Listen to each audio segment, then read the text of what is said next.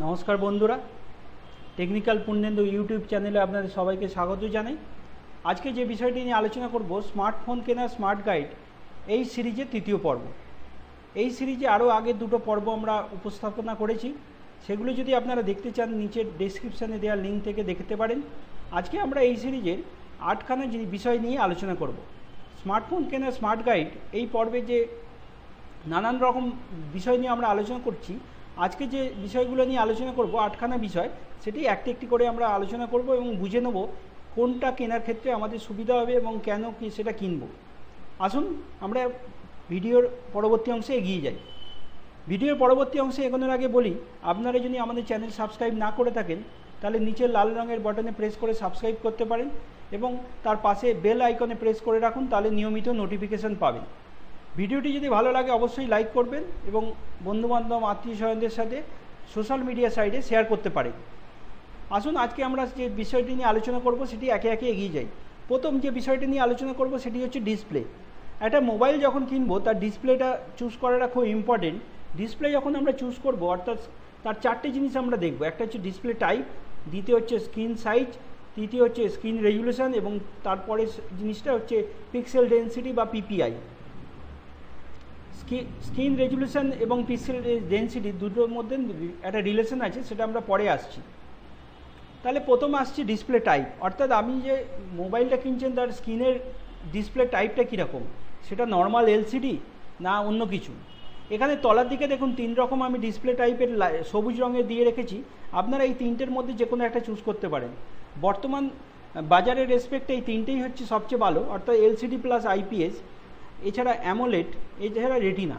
Retina টেকনোলজিটা হচ্ছে আপনার Apple একমাত্র ইউজ করে এবং এটাই তারা পেটেন্ট নিয়ে রেখেছে।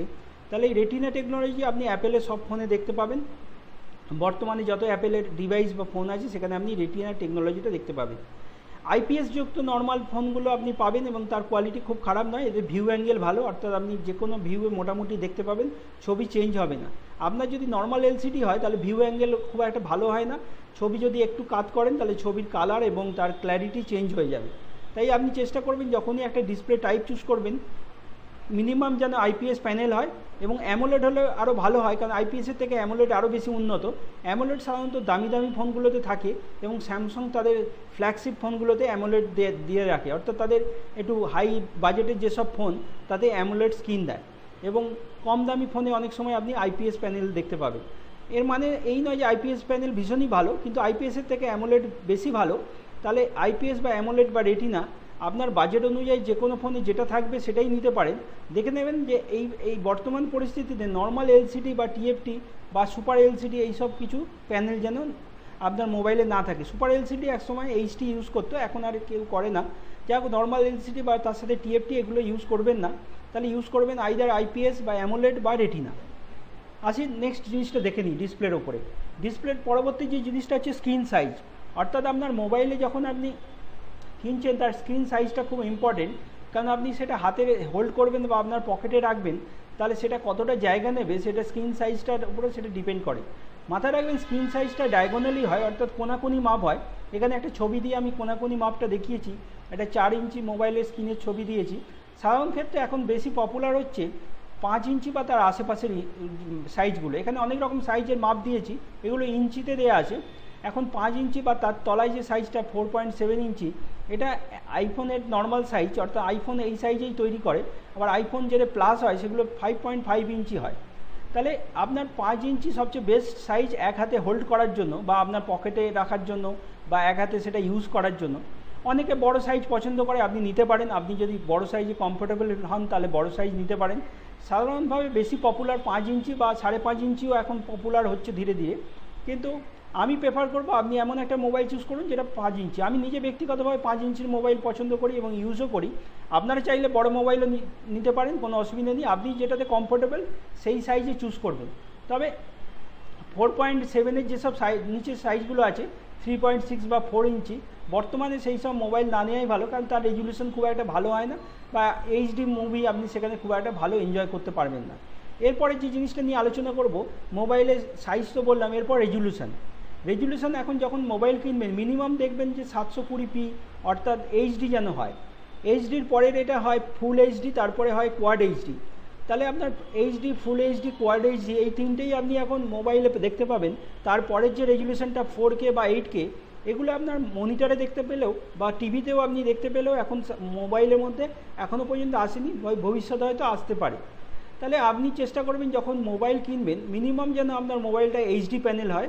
তার নিচের প্যানেলগুলো অনেক আগে চলতো, আজ থেকে 2 বছর 4 বছর আগে হয়তো সেই সব মোবাইলগুলো বাজারে ছিল, বর্তমানে সেগুলো ধীরে ধীরে অবসোলিউট হয়ে যাচ্ছে।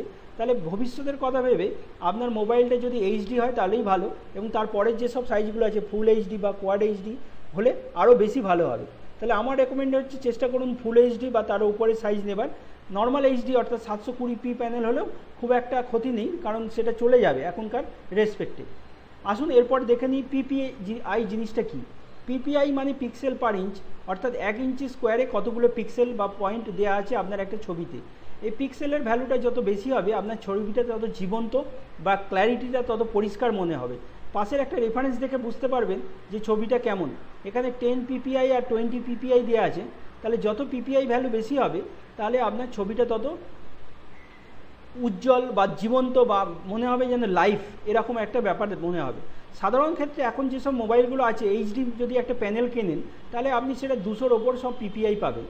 293 এরকম একটা ভ্যালু দাঁড়ায় এইচডি আপনার 5 ইঞ্চি স্ক্রিনে যদি হয়, কারণ এই ভ্যালুটা ডিপেন্ড করছে আপনার স্ক্রিনের সাইজটা কত এবং আপনার তার রেজুলেশনটা কত।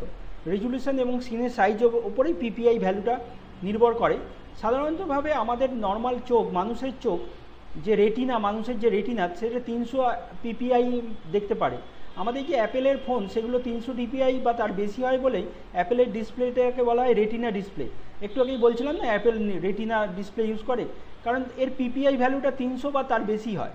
সুতরাং আপনি চেষ্টা করুন এমন একটা প্যানেল নেবার যার পিপিআই ভ্যালু মিনিমাম 250-র ওপর হয়। 250-র ওপর হলে, 300-র ওপর হলে যেসব পিপিআই আপনি চোখে, সাধারণ চোখে তার ডিফারেন্স বুঝতে পারবেন না। তাহলে চেষ্টা করুন 300-র আশেপাশে বা তার বেশি। যত পিপিআই ভ্যালু বেশি হবে তত আপনার ভাববেন ছবি ভালো হবে।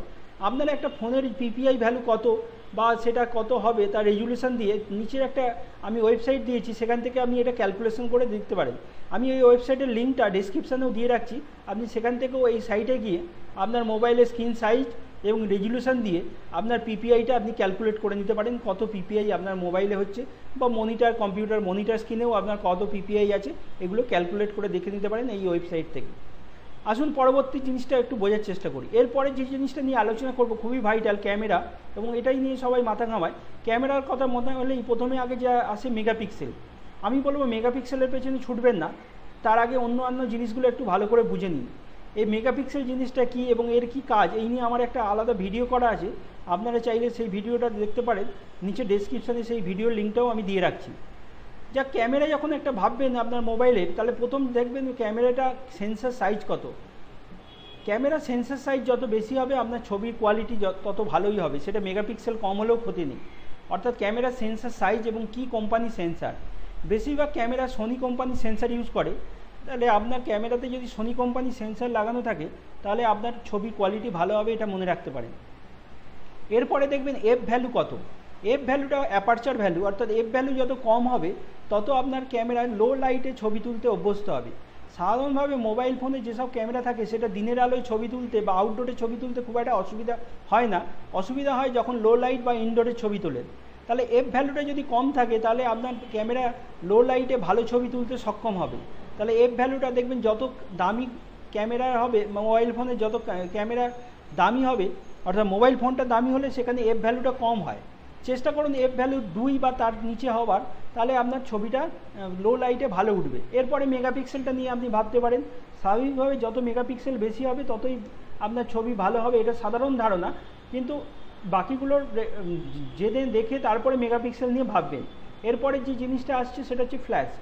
অনেক কোম্পানি সামনে ফ্ল্যাশ দেয়, পেছনেও ফ্ল্যাশ দেয়। অর্থাৎ আমাদের মোবাইল ফোনে তো দুটো ক্যামেরা থাকে, সামনের ক্যামেরা থাকে সেলফি তোলার জন্য, পেছনের ক্যামেরা থাকে নর্মাল ছবি তোলার জন্য।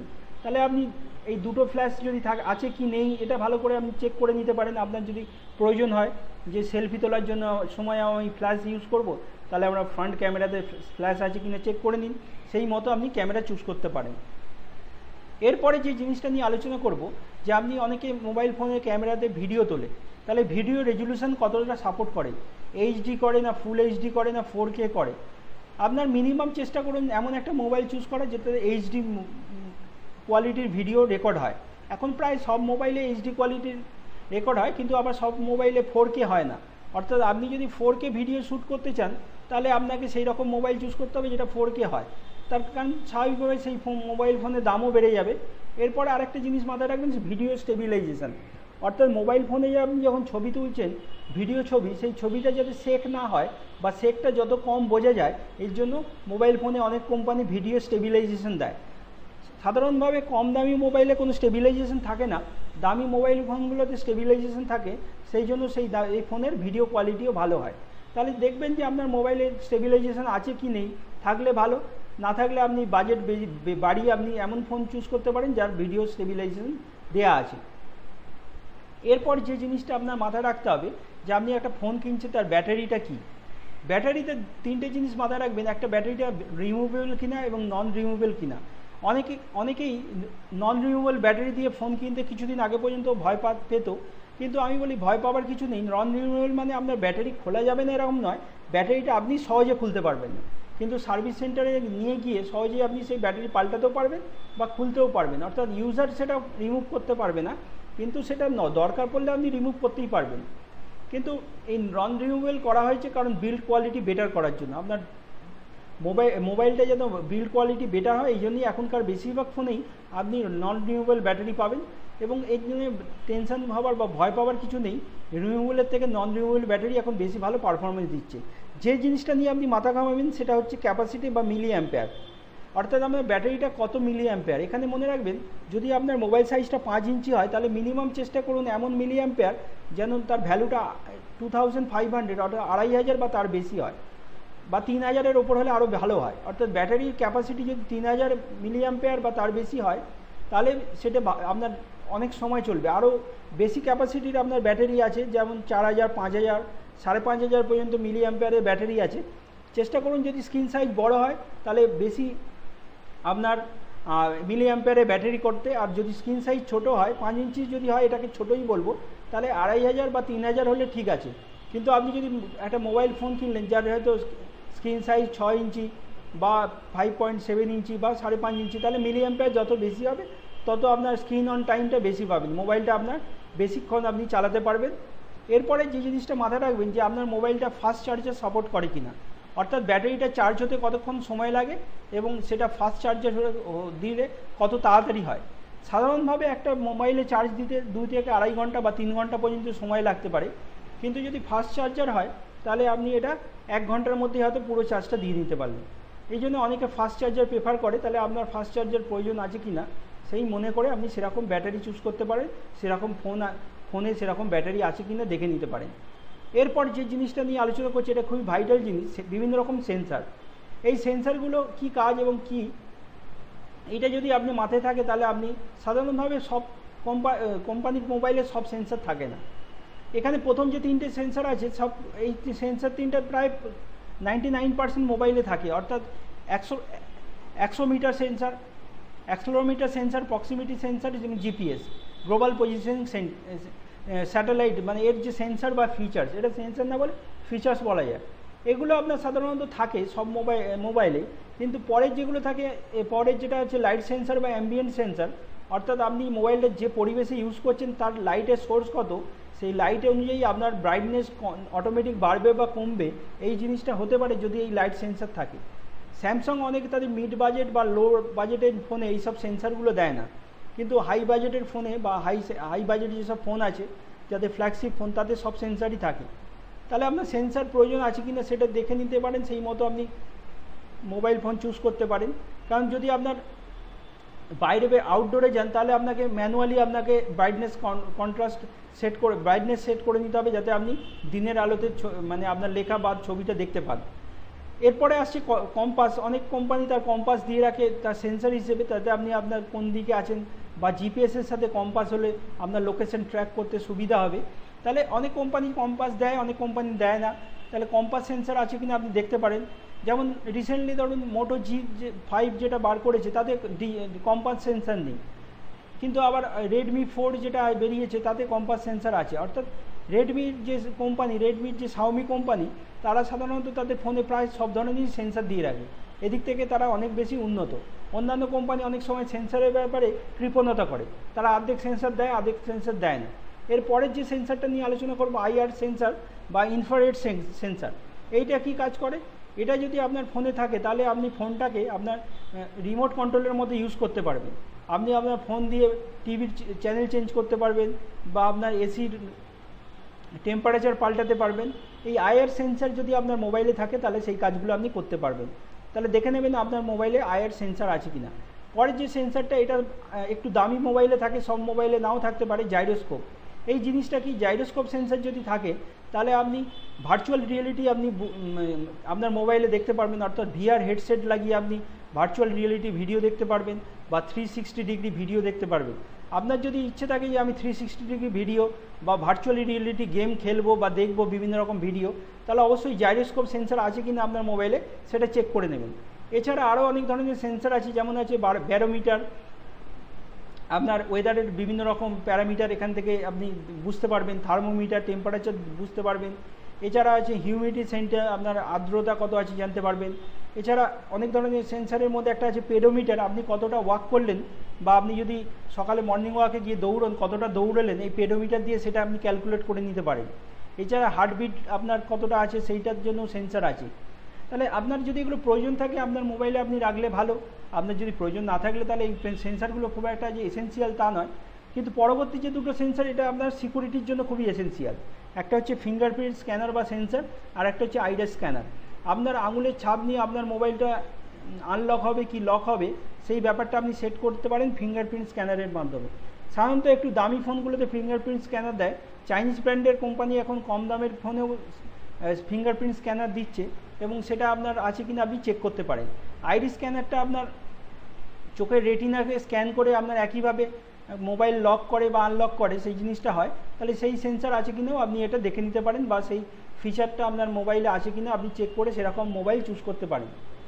এরপরে যেটা আসছি, আপনি যখন মোবাইল কিনছেন তাহলে মোবাইলের ওপরে একটা যে গ্লাস থাকে বা কাঁচ থাকে, সেই তার গ্লাস প্রোটেকশানটা কেমন। সাধারণভাবে দুটো গ্লাস খুবই আমাদের জনপ্রিয় প্রোটেকশানের দিক দিয়ে, একটা গরিলা গ্লাস আর একটা হচ্ছে ড্রাগন টেল গ্লাস। এই ড্রাগন টেল গ্লাস এবং গরিলা গ্লাস এই দুটোই হচ্ছে প্রোটেকশানের দিক দিয়ে প্রথমের সারিতে পড়ে। অর্থাৎ এদের যদি গ্লাস দিয়ে আপনার মোবাইল তৈরি হয় তাহলে আপনার মোবাইলে সহজে স্ক্র্যাচ পড়বে না। এক্ষেত্রে মনে রাখবেন এটা কথাটা হচ্ছে স্ক্র্যাচ রেজিস্ট্যান্স। অনেকে ভাবে এটা হচ্ছে আনব্রেকেবল, আনব্রেকেবল নয়। আপনার যদি হাত থেকে অনেক উঁচু থেকে পড়ে যায় তাহলে মোবাইল ভেঙে যাবে, কাঁচ ভেঙে যাবে, কিন্তু আপনার সহজে যাতে স্ক্র্যাচ না পড়ে, নর্মাল আপনার একটা কিছু দিয়ে আপনি হয়তো এর উপরে আপনার ধাক্কা লেগে গেল বা আপনি কিছু একটা ঘষা খেয়ে গেল, স্ক্র্যাচ যাতে না পড়ে তার জন্য এই গ্লাসগুলো ইউজ করা হয়, যাতে আপনার গ্লাসে সহজে স্ক্র্যাচ না পড়ে এবং স্ক্র্যাচ রেজিস্ট্যান্স হয়। আপনি যদি এই গ্লাসের ওপর একটা হিরে দিয়ে দাগ কাটেন তাহলে দেখবেন স্ক্র্যাচ পড়ে গেছে, কারণ হিরের কাঠিন্য সবচেয়ে বেশি। আপনি হয়তো জানেন যে হিরে দিয়ে কাঁচ কাটা হয়, সেই জন্য আপনি হিরে দিয়ে এখানে হয়তো দাগ টানলে আপনার স্ক্র্যাচ পড়ে যাবে, কিন্তু আপনি একটা লোহার পেরেক দিয়ে যদি দাগ টানেন দাগ হয়তো স্ক্র্যাচ পড়বে না। সে গরিলা গ্লাসের অনেক রকম ভার্সন আছে, এখানে দেখে নিন 1, 2, 3, 4, 5 এবং SR প্লাস এরা বিভিন্ন সময় রিলিজ করেছে। আপনি যত লেটেস্ট ভার্সন ইউজ করবেন তাহলে আপনার কাঁচের কোয়ালিটিটা বা গ্লাসের প্রোটেকশন কোয়ালিটিটা তত বেটার হবে। এছাড়া যদি ড্রাগন টেল ইউজ করে সেই একইভাবে আপনারা ভাবতে পারেন যে আপনার মোবাইলের স্ক্র্যাচ প্রুফ এবং স্ক্র্যাচ রেজিস্ট্যান্স। অনেকে ভাবেন এটা আনব্রেকেবল, আনব্রেকেবল নয়, মাথায় রাখবেন এর জন্য আপনি আলাদা করে নানান রকম প্রোটেকশান কভার পাওয়া যায়, সেটা ইউজ করতে পারেন। কারণ মোবাইল পড়ে গেলে কিন্তু কাঁচ ভেঙে যেতে পারে, তার থেকে আপনার মোবাইলে বডি শেক যাতে না হয় বা পড়ে গিয়ে যাতে না ব্রেক করে তার জন্য বিভিন্ন রকম প্রোটেকশান কভার ইউজ করা অনেক বেটার। এরপরে যে জিনিসটা নিয়ে আলোচনা করব, ডাস্ট এবং ওয়াটারপ্রুফ। এখানে ওয়াটারপ্রুফ না বলে ওয়াটার রেজিস্ট্যান্স বলা যায়, কারণ অনেকে ভাবে ওয়াটারপ্রুফ মানে আমি এই মোবাইল ফোনটা নিয়ে সুইমিং পুলে নেমে গেলাম, 1 ঘন্টা ধরে আমি হয়তো সুইমিং করলাম, তাহলে আমার মোবাইল ঠিক থাকবে। ব্যাপারটা তাই নয়। এই ব্যাপারটা তৈরি করা হয়েছে যাতে আপনার অ্যাক্সিডেন্টালি আপনার মোবাইলটা জলে পড়ে গেল, সেই একইভাবে হয়তো আপনি সুইমিং পুলের কাছে গেছিলেন, আপনার পকেট থেকে পড়ে গেছে, বা আপনি টয়লেটে গেছিলেন কোনো কারণে হয়তো আপনার মোবাইলটা হয়তো বেসিনে বা আপনার বালতিতে পড়ে গেছে জলের মধ্যে, তাতে যাতে চট করে নষ্ট না হয় তার জন্যই এই ওয়াটার রেজিস্ট্যান্স হয়।